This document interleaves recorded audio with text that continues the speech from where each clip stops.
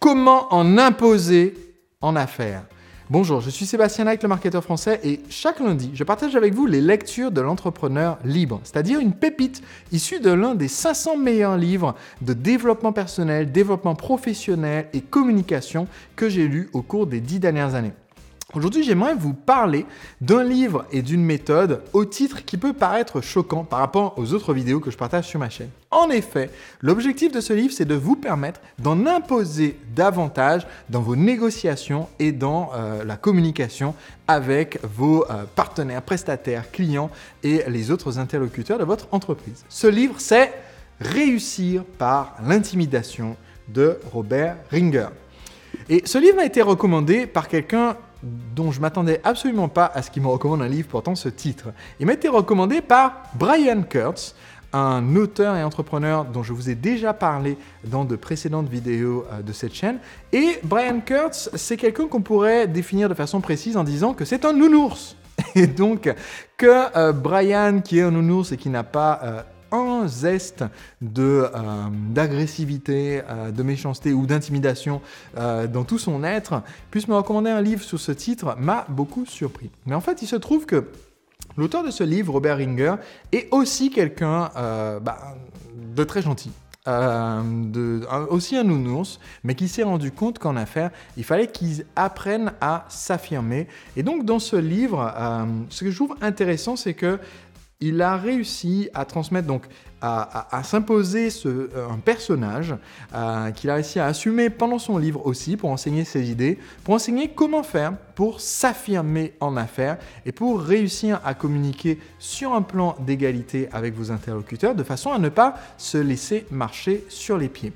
Et dans l'ouvrage, il explique que nous avons en fait 3 pouvoirs dans une interaction avec notre interlocuteur en matière d'affaires. Et que si vous savez maîtriser ces 3 pouvoirs, si vous savez les acquérir et les garder dans cette interaction, eh bien vous augmentez les chances de réussir à parvenir à un accord gagnant-gagnant.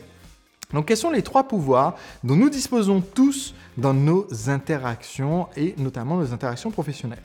Le premier type de pouvoir, c'est le pouvoir perçu.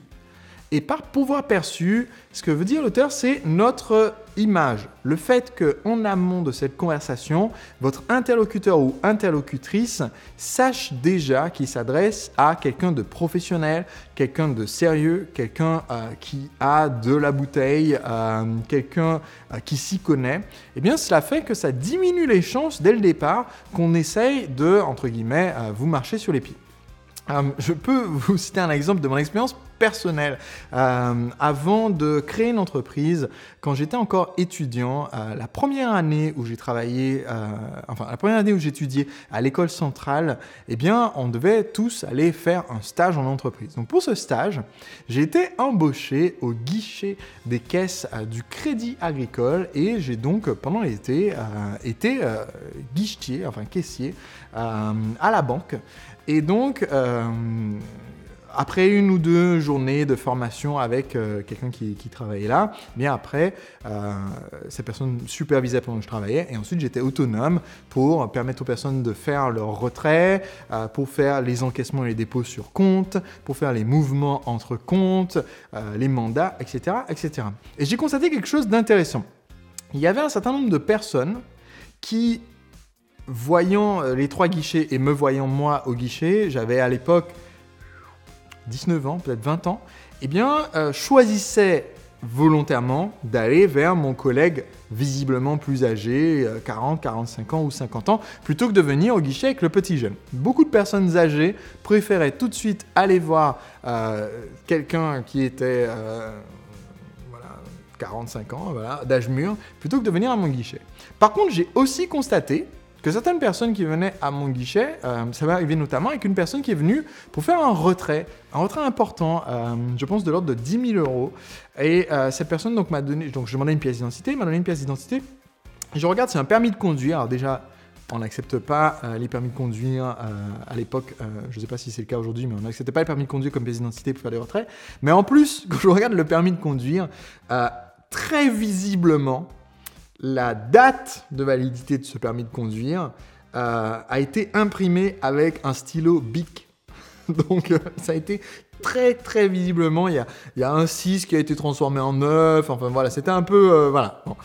Et donc, j'ai dit, bon, je dois juste aller voir mon supérieur pour pouvoir valider, pour qu'on discute. Évidemment, la personne a dit non, mais c'est pas grave, je reviendrai à un autre moment, a pris sa pièce d'identité et est reparti. Et en fait, j'ai constaté pendant le temps où j'ai travaillé là, pendant plusieurs semaines, je ne sais plus, un mois ou deux, eh bien, j'ai constaté que certaines personnes venaient spécifiquement au guichet du petit jeune en se disant, bah voilà, il y a un petit jeune qui est là, c'est visiblement un stagiaire, il ne doit pas trop s'y connaître. On va lui faire un truc, ça va lui passer sous le nez et on va pouvoir faire des magouilles.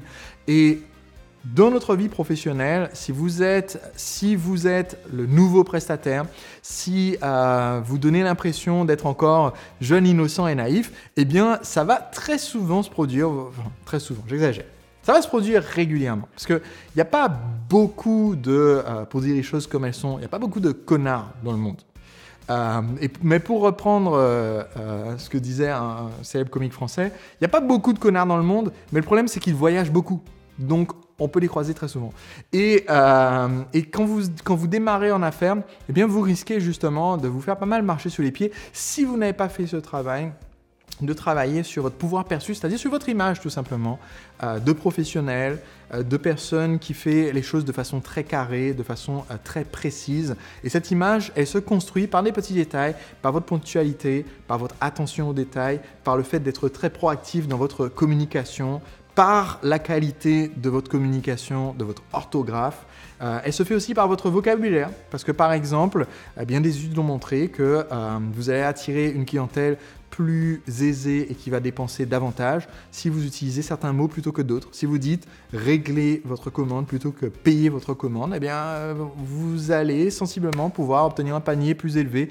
Donc il y a des petits détails comme ça qui font cette image qu'on se crée et au début, il peut parfois être nécessaire, sans tomber dans l'excès d'être impersonnel, mais il peut parfois être nécessaire d'avoir une communication qui montre un peu plus on est une entreprise, nous, une entreprise, même si vous êtes tout seul,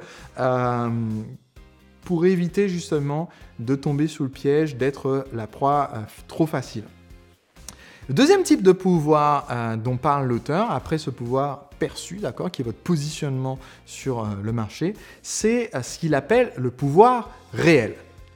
Et le pouvoir réel, en fait, c'est le fait de pouvoir appliquer les décisions qui ont été faites ensemble. Autrement dit, par le pouvoir réel, ce que l'auteur entend, c'est essentiellement les accords contractuels. C'est le fait de dire, à partir de maintenant et pendant toute votre carrière, ce que je vous recommande de faire, c'est mon principe, c'est de ne faire affaire qu'avec des personnes dont vous pensez que vous pouvez faire confiance à leur poignée de main. C'est-à-dire vous êtes convaincu que si on n'avait qu'une poignée de main pour se mettre d'accord, eh bien, vous faites confiance à l'autre personne pour respecter son côté de ce marché conclu. Mais, bien que vous ne travailliez qu'avec des personnes à qui vous pensez que vous pouvez faire confiance, eh bien, systématiquement, vous posez un écrit au sujet de votre accord. Il faut le savoir. Alors, petite préface très rapide, je ne suis pas juriste, avocat, conseiller juridique, conseiller fiscal ou comptable. Tout ce que je vous dis dans cette vidéo et dans toutes les autres vidéos que vous pouvez regarder de ma part, y compris les communications audio ou par email, ne peut pas être considéré comme un conseil juridique, légal, fiscal ou comptable. Et vous devez donc prendre tout ce que je vous dis à titre de divertissement. Bon, maintenant que ça c'est dit, il faut savoir que dans notre droit occidental, et c'est particulièrement le cas dans le droit français, de par mon interprétation, et l'expérience que j'ai eue avec de nombreux avocats et juristes, ce qui est posé par écrit peut être considéré comme un contrat. Entre entreprises, en fait, rien que le fait qu'on fasse quelque chose de façon habituelle peut déjà être considéré comme faisant partie d'un contrat. Et évidemment, si on l'a posé par écrit, ne serait-ce que dans un échange d'email, eh bien, ça peut être opposable à l'autre partie comme faisant partie d'un contrat. Donc, c'est important, même si vous ne faites pas une dépense auprès d'un avocat pour faire poser par écrit tous vos accords, ce qui quelquefois est contre-productif parce que les avocats, ils ont intérêt à faire durer la négociation, ils ont intérêt à ne pas être d'accord avec la partie d'en face parce que ça leur fait gagner des sous en faisant durer le truc. Donc souvent, des négociations tombent à l'eau à cause des avocats qui sont censés écrire le contrat sur lequel on est censé se mettre d'accord. Donc il vaut mieux se mettre d'accord, écrire notre écrit et juste demander à un avocat de finir ça par écrit pour qu'on puisse le signer, si vous tenez à avoir un avocat dans l'affaire.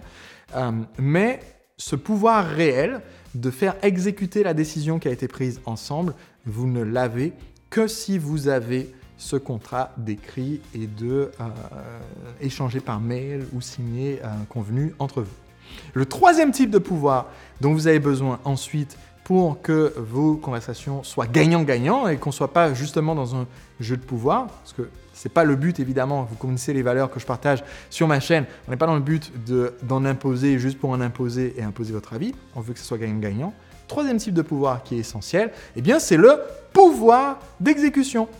Et ce qu'entend l'auteur par cette idée de pouvoir d'exécution, c'est simplement le fait que vous soyez tellement performant que vous êtes réellement le meilleur dans le secteur, vous êtes réellement celui qui apporte le plus de valeur, vous êtes réellement celui qui fournit le meilleur service et c'est pour cela qu'on va faire affaire à vous. Parce que vous êtes le meilleur, pouvoir d'exécution, vous exécutez à un niveau d'excellence exceptionnel et en plus, vous avez ce positionnement sur le marché, ce pouvoir perçu qui fait qu'on vient vers vous.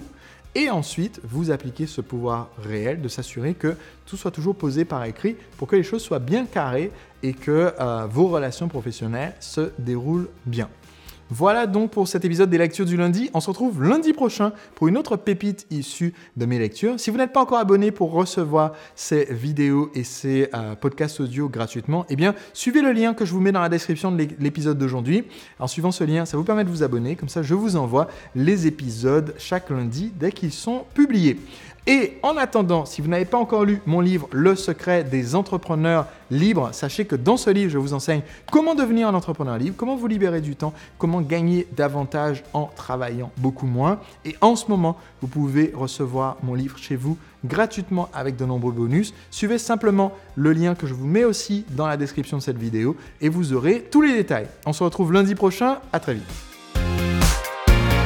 Assez original qui dénonce le système des best-sellers et notamment le principe de ce qui fait qu'un livre est aujourd'hui appelé un best-seller. Ce livre s'intitule